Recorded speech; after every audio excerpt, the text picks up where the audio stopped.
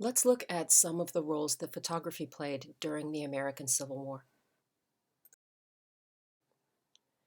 In the 1860s, this is what it looked like to do photography on site. So, in our time, when we think about war photography, we think about images that capture action on the battlefield when it's happening. But that wasn't possible to do in the 1860s because the processes of photography were cumbersome and slow. And to be taking photographs would create a very slow moving target. And so it wasn't possible to capture action while it was happening. But photography worked in many different ways that gave us a multifaceted view of what the Civil War was like for the American people. So during the Civil War, photography served many functions. It would serve to create portraits of soldiers, portraits of significant public figures, documentation of regiments, encampments, bridges, weapons, and so forth. Photography was able to copy records and maps. It was the basis for news illustrations. It documented medical practices. It spread popular support for abolition, among other functions. Now, the wet plate collodion process had extended what could be captured with the camera as compared to the daguerreotype, but significant limits remained, and much was done with what was possible, and photographs were abundant. Now, photographic images were distributed in many different physical forms. Again, photography couldn't just be immediately published in a newspaper the way that it could be a few decades later. But there were many specific physical forms that a photograph could take during this time, including daguerreotype, ambrotype, and tintype portraits, albumin silver prints, which were sometimes distributed as the prints themselves and sometimes as cartes de visite, which were a collectible form of photography that was popular at the time. It could be the basis for engravings in newspapers. It could also be distributed as stereo cards. There were badges that were made from tintypes that were used for political purposes, and Gardner's photographic sketchbook of the war in the years after the war was a collectible form of photography that helped to create the image of the war in people's memories. Now, Matthew Brady himself lived a long life during the 19th century, a long and fascinating and dramatic life. And a number of books have been published about him as of his biography. If you're interested in doing further research on him, very, very interesting and colorful, swashbuckling kind of a figure. He ran an immensely popular portrait studio in New York and Washington, D.C. He used those photographs as the basis for the Gallery of Illustrious Americans. After that, he ran a photography operation in the Civil War. And while he himself did a lot of photography, he also employed other photographers, including Alexander Gardner and Timothy O'Sullivan. He made thousands of photographs, and the credit for for the photographs was inconsistent. So many times during the Civil War, he was credited for work that his employees did in the field, and that was just the nature of the work at the time. After the war, and this you'll find this to be true of many photographers who were prominent in the 19th and 20th centuries. He became destitute after the war. He could not make a living. He ended up selling his archive of negatives for plate glass.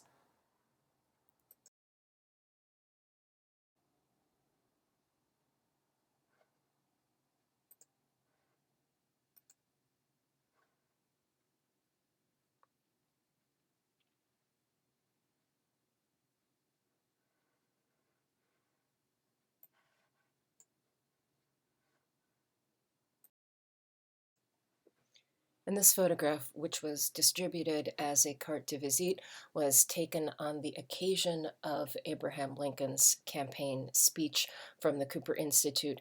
A famous quote from that speech, he said, "Let us have faith that right makes might, and in that faith, let us to the end dare to do our duty as we understand it."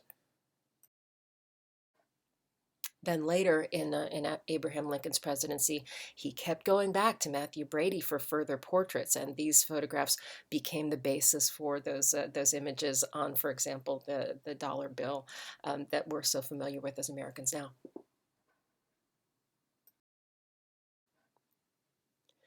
Uh, About the Civil War, the war itself transpired from 1861 to 1865.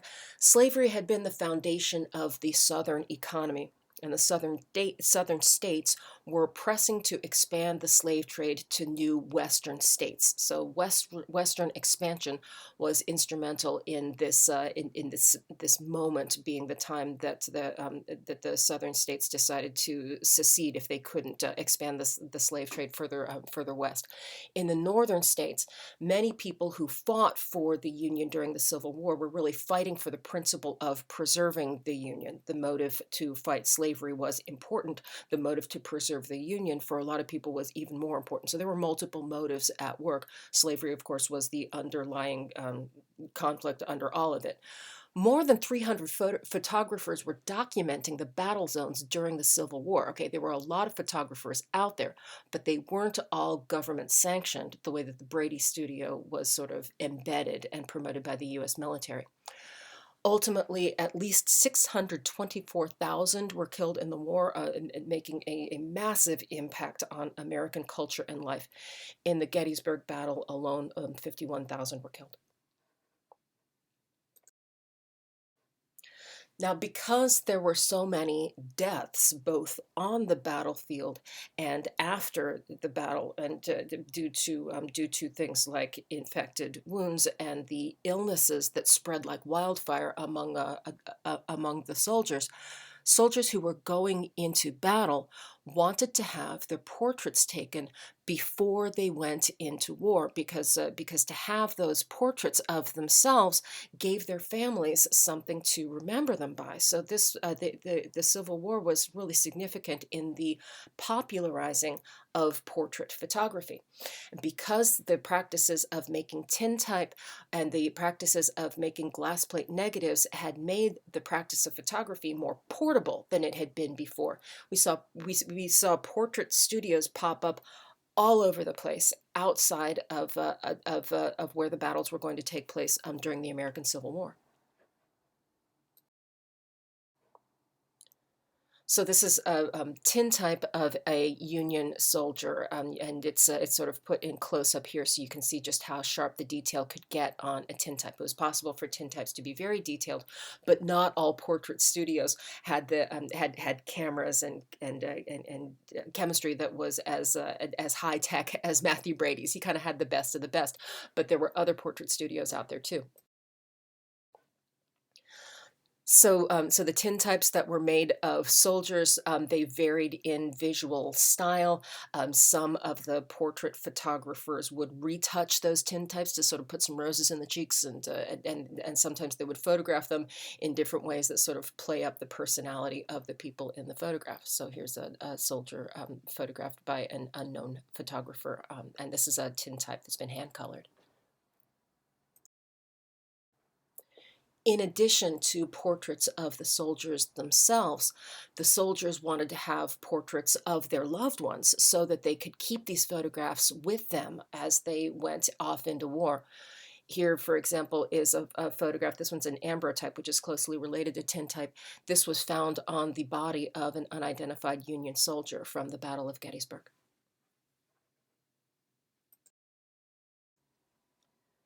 Here's another tintype of a group of Union soldiers. You get a little bit of a sense of the connections between the young men in this very, very natural and very lifelike photograph.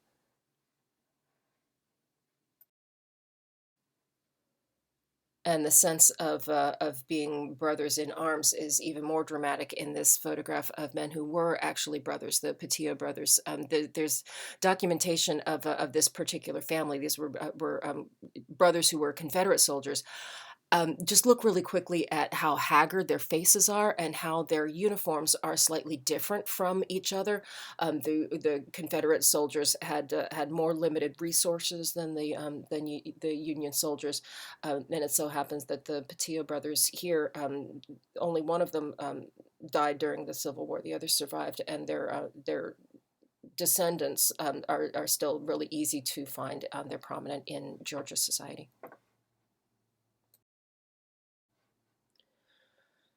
Now, during the Civil War, the key embedded or army-sanctioned photographers were Matthew Brady and the photographers who started out working for him and then later went off on their own. Matthew Brady sought and obtained commission to photograph the war, and many others photographs were attributed to him, including Alexander Gardner, who started out as Brady's employee and then quit and ran his own studio from 1863 onward, and then Timothy O'Sullivan, who worked for Brady and then for Gardner. We'll see these photographers again later as we move on to the post-war years, but for now, focusing on the Civil War, they all were prominent Civil War embedded photographers, and there were numerous other photographers who were not government sanctioned but did the work anyways and captured significant images.